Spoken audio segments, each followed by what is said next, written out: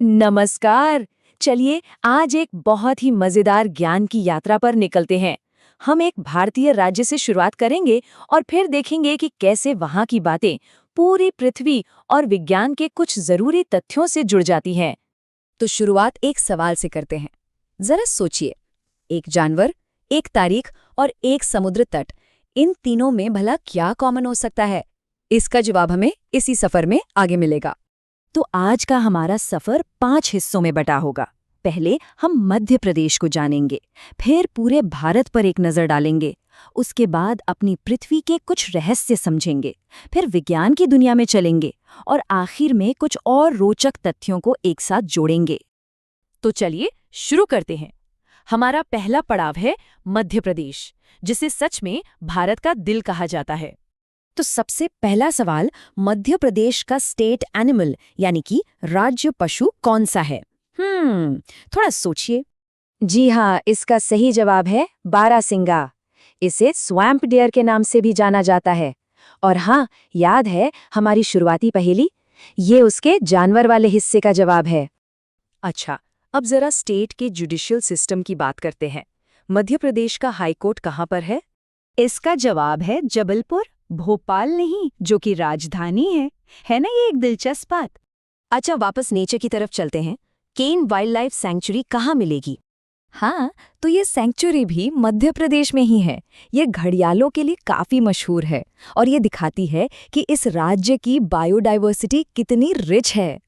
तो ये तो हुई मध्य प्रदेश की बात। अब जरा पर्सपेक्टिव को बड़ा करते हैं और पूरे भारत से जुड़े कुछ जरूरी फैक्ट्स पर नजर डालते हैं।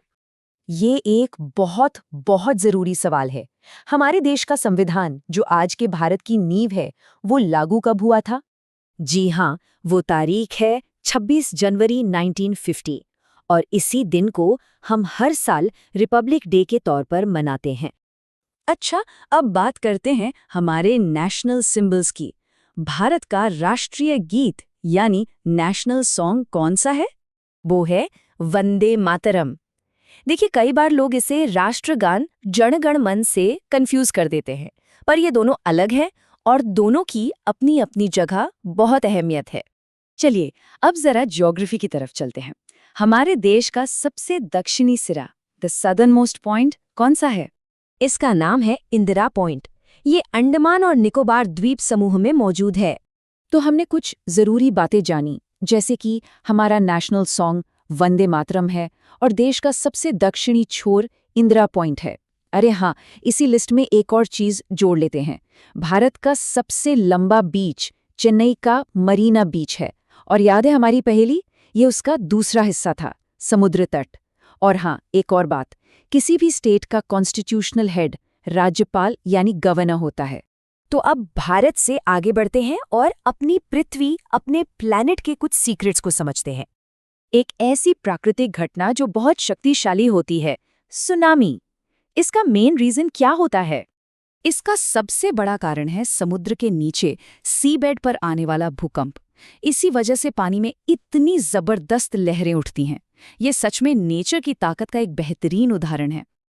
अब जरा ग्लोबल टाइम की बात हो जाए। 2 लॉन्गिट्यूड्स के बीच में टाइम का कितना डिफरेंस होता है?